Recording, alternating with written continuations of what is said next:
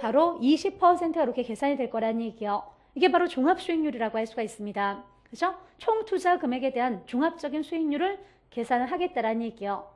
또 한편으로는 이렇게 생각해 보시면요. 만약에 이 10억을 그죠? 100% 내 돈만 갖고 투자했다라고 생각을 해보세요. 그죠? 그럼 만약에 10억이 전체 내 돈이었다면 자, 결국 이 사람은 얼마의 수익을 얻을 수 있는 거죠? 20%의 그죠? 내 지분 수익률을 얻을 수 있었을 거란 얘기요. 자, 그런데 이제 우리가 정해지렛대 효과, 사람들은 누구나 정해지렛대 효과를 얻기를 바라는데요. 정해지렛대 효과를 얻기 위한 중요한 전제 조건은 요 종합수익률 20%보다 뭐가 훨씬 더 낮아야 되냐면요. 차입 이자율이 더 낮아야지만 부채를 이용할수록 내 수익률이 올라갈 수 있다고 생각을 하셔야 돼요. 얘보다 더 낮아야 된대요. 근데 제가 앞에서 문제에서 예를 들기를 자 6억 그죠? 남의 돈 활용하면서 이자율이 10%라고 했죠. 그럼 이자율이 10%라면 얘보다 더 낮잖아요. 자 그랬을 때 이제 지분 수익률을 계산을 해보면 자 지분 수익률, 자기 자본 수익률은 어떻게 구하면 될까요? 자, 내 돈에 대한 대가니까 밑에는 내 돈만 들어간다고 생각하시면 돼요. 총 투자 금액이 아니라 이제는 내 지분 투자액이죠. 자, 전체 10억 중에 내 돈이 얼마였죠? 4억이 그죠? 내 돈이었습니다. 그리고 그 중에서 전체 수익이 아니라 순수익을 이제 계산을 하셔야 돼요. 전체 얻은 수익이 2억이었지만 여기에서 경비들을 다 빼고 그래서 남은 순수한 대가, 남은 돈이 내 돈에 대한 대가입니다. 그럼 이 2억이라는 전체 수익에서 각종 경비들을 다 제해 주셔야 되는데 특히 여기서 뭐가 발생한다고요? 남의 돈을 이용했으니까 이자라는 것이 발생하더라는 얘기예요. 그러면 이제 6억에 10%라고 했으니까 이자가 얼마였죠? 6천만 원일 것이고 그럼 여기다가 이자 6천을 딱 빼버리시는 거죠. 그럼 바로 1억 4천이 내 돈에 대한 대가라는 얘기예요. 그렇죠? 자, 그래서 바로 4억에서 1억 4천이 차지하는 비율을 계산을 했더니 얼마가 나오냐면 35%가 계산이 되었습니다. 자, 요게 바로 요 35%가 지분 수익률이더라는 얘기예요. 그런데 어때요? 보시다시피 100% 내 돈만 가지고 투자를 했다면 20%의 수익을 얻을 수밖에 없었는데 그죠? 20%밖에 못 얻는 것을 오히려 내 돈 4억, 남의 돈 6억을 이용했더니 자, 내 돈에 대한 대가가 더 커졌죠. 35%까지 수익률이 올라가 버리더라는 얘기예요. 자, 그래서 바로 이런 식으로 그죠? 자, 오히려 종합 수익률보다 내 지분 수익률이 더 커져 버렸을 때 이럴 경우를 우리가 정해지렛대 효과다, 수익률 레버리지 효과다라고 할 수가 있습니다. 사람들은 이런 효과를 얻기 위해서 타인 자본 부채를 활용한다라고 생각을 하셔야 돼요. 그래서 바로 정해지렛대 효과가 발생하기 위한 중요한 전제 조건이죠. 바로 이 종합 수익률보다 뭐가 낮았기 때문이냐면 차입 이자율이 낮았기 때문에 그죠? 남의 돈을 이용하는 크기가 커지면 커질수록 내 지분 수익률은 자꾸 올라간다고 생각하시면 돼요. 그런데 만약에 이번에는요. 자, 종합 수익률이 20%인데 그죠? 이자가 더 커져 버렸다면 어떤 현상이 나타날까요? 자, 차입 이자율이 만약에 더 커져서요. 이자율은 만약에 한 25%로 남의 돈을 빌렸대요. 그러면요, 이때는 오히려 타인 자본을 이용하는 크기가 커질수록 내 지분 수익률은 떨어질 수밖에 없습니다. 오히려 그때는 자, 지분 수익률 계산을 해보면요. 얼마가 나오냐면 12.5% 이렇게밖에 나오질 않아요. 오히려 그죠? 100% 내 돈만 가지고 투자했을 때보다 남의 돈을 이용할수록 수익률이 떨어져 버리는 자, 이런 현상이 발생할 때를 우리가 뭐라고 하냐면 부의 지렛대 효과가 발생한다. 이렇게 얘기를 할 수가 있습니다. 사람들은 결국 정해지렛대 효과를 향유하고자 하는 것이 누구나 목적이라고 생각을 하셔야 돼요. 자, 근데 만약에 이럴 경우는요. 자, 지금 이 종합수익률이 20%였죠.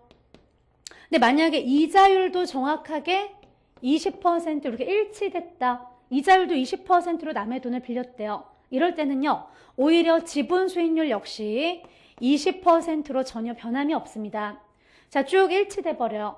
이런 경우를 가리켜서 우리가 뭐라고 또 부르냐면 자, 중립적인 레버리지 효과다. 자, 중립적인 지렛대 효과가 발생했다. 또는 그냥 영의 지렛대 효과가 발생했다. 뭐 이렇게 이제 표현을 할 수가 있습니다. 자, 그래서 바로 이러한 관계에 대해서 이해하셔야 되죠. 정의 지렛대 효과라는 것을 결국 얻기 위해서는 당연히 뭐가 낮아야 되는 거죠? 차입 이자율이 낮아야 될 거란 얘기예요.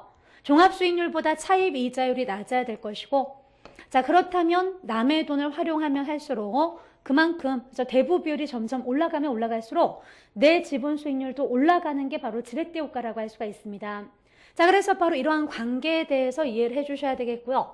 여기서 지금 지분 수익률 어떻게 계산을 했죠?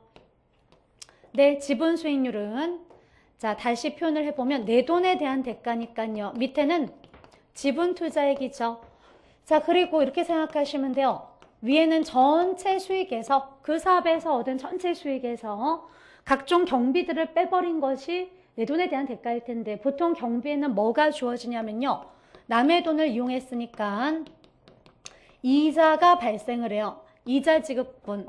자, 이렇게 빼서 주로 계산을 하시면 자, 답을 구하실 수가 있습니다. 자, 그래서 이렇게 지분 수익률을 계산하는 방법이다라고 할 수가 있어요. 자, 그래서 지렛대 효과다라는 것은요. 그 밑에 보시면 가로 4번에 다시 가서 종합수익률과 자, 저당 이자율, 지분 수익률의 관계를 자, 설명을 드리고 있는데요. 여기서 저당 이자율이요. 그래서 우리 책의 저당 이자율이 뭘 나타내는 걸까요? 저당 투자자의 수익률이죠. 은행의 이자율이에요. 저당 이자율. 저는 지금 그걸 차입 이자율이다라고 표현을 했을 뿐이고 여기 저당 이자율. 그러면 정의 지렛대 효과가 발생하기 위해서는 자, 첫 번째 줄에 투자의 결과 종합 수익률이 저당 수익률보다 커지면 그렇죠? 자, 그만큼 제 저당 이자율보다 커진다. 종합 수익률이 그죠? 이자율보다 더 커야 되는 거죠. 그러면 오히려 지분 수익률이 가장 크게 나오고요. 그 다음 종합 수익률, 저당 이자율이 가장 낮아야 된다는 얘기예요. 차입 이자율이. 자, 이랬을 때 바로 정의 지렛대 효과가 발생을 하고요. 마지막 줄에 보면 정의 레버리지인 경우 부채 비율이 증가할수록 어떻게 된다고요? 자기 자본 수익률도 올라간다라고 할 수가 있습니다. 그러나 동그라미 2번에 부의 지렛대 효과는요. 오히려 종합 수익률이 저당 이자율보다 더 작아져 버렸어요. 그러니까 이자율이 더 컸던 거죠. 그 밑에 부동호처럼 오히려 이자율이 종합 수익률보다 더 커져 버리면 자, 지분 수익률은 더 낮아져 버리는 남의 돈을 이용할수록 내 돈에 대한 대가는 더 떨어져 버린 현상이 발생을 해요. 이것을 바로 우리가 부의 지렛대 효과다. 그래서 마지막 줄에 부의 레버리지인 경우 부채 비율이 증가할수록 오히려 자기 자본 수익률은 더 하락하게 되는 것을 부의 레버리지 효과다라고 할 수가 있습니다. 자, 거기에 중립적인 레버리지 효과도 설명드렸죠. 우리 뭐 영의 지렛대 효과다 이렇게도 표현을 하는데요. 투자의 결과 종합 수익률과 저당 수익률이 같아져 버렸어요. 그죠? 20%씩 일치해버린 거죠. 같아져 버리면 지분 수익률도 다 같게 나오는 자, 그런 관계가 성립되고요. 이런 경우를 가리켜 우리가 중립적인 레버리지. 그래서 마지막 줄에 중립적 레버리지의 경우 부채 비율이 변해도 자기 자본 수익률은 변하지 않는다. 그죠? 자, 그래서 바로 그 밑에 자기 자본 수익률, 지분 수익률을 계산하는 방법이 등장을 하네요. 자기 자본 수익률은 밑에가 자기 자본 투자액, 내 지분 투자액이죠. 그리고 위에는 자기 자본 수익인데요. 여기서 자기 자본 수익은 제가 좀 더 구체적으로 어떻게 계산을 하면 된다고요? 전체 그 수익에서 각종 경비들을 빼버리시면 되는데 주로 이제 출제된 그동안 문제들을 보면 그 경비로서 항상 뭐가 주어지냐면 남의 돈을 이용하니까 이자라는 게 발생을 해요. 이자 지급분을 빼버리시면 전체 내 돈에 대한 순수한 대가가 남는다라고 할 수가 있습니다. 자, 그래서 바로 이렇게 지분 수익률이라는 것을 계산하실 수도 있어야 되겠고요. 자, 그래서 지금 지렛대 효과다라는 것을 설명을 드렸는데요. 자, 이러한 이제 지렛대 효과의 관계, 정의 지렛대, 부의 지렛대, 중립적인 지렛대 효과의 관계를 이해하시면 되겠고요. 결국은 차입 이자율이 낮아야 되는 거죠. 자, 좋은 이자로 남의 돈을 자, 이용한다면 내 지분 수익률이 더 올라가는 것이 지렛대 효과입니다. 근데 뭘 주의하셔야 된다고요? 지렛대 효과는 자, 수익률도 올라가지만 자, 남의 돈을 이용하는 크기가 커진다라는 것은 그만큼 뭐도 커진다, 위험도 같이 커진다라는 것을 주의를 하셔야 돼요. 그러니까 지렛대 효과는 위험과 수익을 동시에 증폭시키는 역할을 하는 것이 바로 지렛대 효과다라고 얘기를 할 수가 있습니다. 자, 그리고 이제 여기서 지분 수익률을 자, 또 계산하실 수 있으셔야 되고요. 자, 그래서 바로 부동산 투자의 가장 큰 장점 중에 하나인데요. 바로 이렇게 자, 남의 돈을 잘만 활용하면 얼마든지 지렛대 효과를 향유할 수 있다는 것이 자, 부동산 투자의 장점이다라고 할 수가 있습니다. 자, 그 밖에 장점에 넘겨서 394페이지 보시면요. 자, 부동산 투자의 장점이다. 자, 거기에 가로 2번에 보시면 소득이득과 자본이득을 향유할 할 수가 있대요. 자, 그래서 부동산 투자에 자, 장점이다라고 하면요. 자, 지렛대 효과를 향유할 수 있다는 것이 첫 번째 장점이었고요. 두 번째는 자, 소득이득과 자본이득을 향유할 수가 있대요. 자, 이때 이제 용어를 이제 정리하셔야 되는데요. 소득이득이라는 것은 우리가 부동산 투자는 내가 보유하고 있는 동안에 임대료 수익 같은 게 발생을 하죠. 자, 얘는 운영하고 있는 동안에 발생하는 수익을 소득이득이라고 부릅니다. 그리고 자본이득은 내가 그 건물을 처분해 버릴 때도 수익이 발생을 하잖아요. 시세 차익, 양도 차익을 얻을 수 있죠. 처분 시에 발생하는 수익을 자본이득이라고 얘기를 해요. 자, 그래서 바로 이렇게 소득이득과 자본이득을 자, 동시에 향유할 수 있다는 것이 부동산 투자의 장점이고요. 나중에 그럼 우리가 유입을 계산을 하실 때는 자, 뭘 다 구하셔야 되는 거죠? 소득이득만 생각하시면 안 되고요. 처분 시에 자본이득까지 다 계산해서 더해 주셔야지만 그게 바로 전체 유입에 해당이 된다라고 생각을 하셔야 돼요. 자, 그래서 바로 이렇게 소득이득과 자본이득을 동시에 향유할 수 있더라. 그 동그라미 2번에 가면 자, 개념이 나오죠. 자, 소득이득이란 보유기간 동안의 생산활동을 통해 발생하는 이득을 말하고 자, 그 두 번째 줄 끝에 보시면 자본이득이란 처분 시 자산가치 상승으로 발생하는 소득을 말한다. 자, 그래서 소득이득과 자본이득을 향유할 수 있습니다. 자, 거기에 오른쪽에 세 번째 장점으로 가시면요. 자, 감가상각비에 대한 절세 효과가 있대요.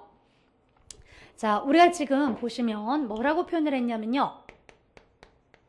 감가상각비에 대한 그렇죠? 자, 절세 효과가 있다. 이런 장점을 지금 표현을 했는데요. 자, 이게 무슨 의미냐? 부동산은 그렇죠? 특히 이제 건물은 바로 이 감가상각이라는 것의 대상이 된다라고 할 수가 있습니다.